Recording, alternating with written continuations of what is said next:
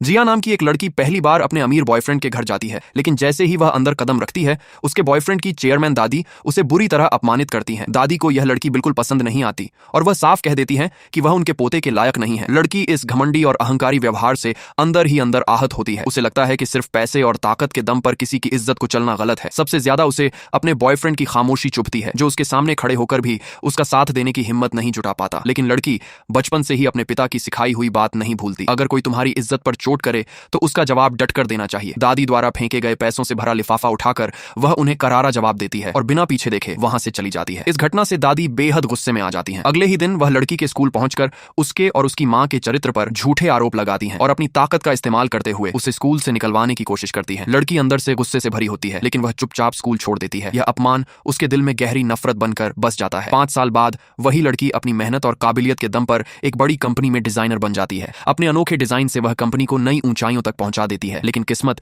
फिर उसे उसी दादी के सामने खड़ा कर देती है, जो अब उस कंपनी की चेयरमैन है। दादी उसे देखते ही पहचान जाती हैं और बिना किसी वजह के उसे नौकरी से निकालने का आदेश दे देती है। लड़की इस बार भी शांत रहती है, मुस्कुराते हुए अपना सामान समेटती है और कंपनी छोड़ देती है। लेकिन उसके जाने के बाद कंपनी को जल्दी ही एहसास होता है कि उसके बिना उनका बड़ा प्रोजेक्ट रुक गया है और सब कुछ ठप पड़ने वाला है। मजबूरी में दादी को फिर से उसे वापस बुलाने का विचार आता है, लेकिन उनका अहंकार उन्हें ऐसा करने नहीं देता। इसलिए वे किसी और बड़े डिजाइनर को ढूंढने का फैसला करती हैं। तभी उन्हें एक रहस्यमयी दुनिया भर में मशहूर डिजाइनर के बारे में पता चलता है, जिसकी पहचान किसी को नहीं मालूम और जिसके हर डिजाइन की मार्केट में जबरदस्त मांग होती है। दादी पूरे आत्मविश्वास के साथ उसे बुलाने का फैसला करती है, यह सोचकर कि पैसे के दम पर वह किसी को भी अपने लिए काम करने पर मजबूर कर सकती है। लेकिन उन्हें यह नहीं पता कि किस्मत उन्हें ऐसा सबक सिखाने वाली है जिसकी कीमत उन्हें बहुत भारी पड़ेगी।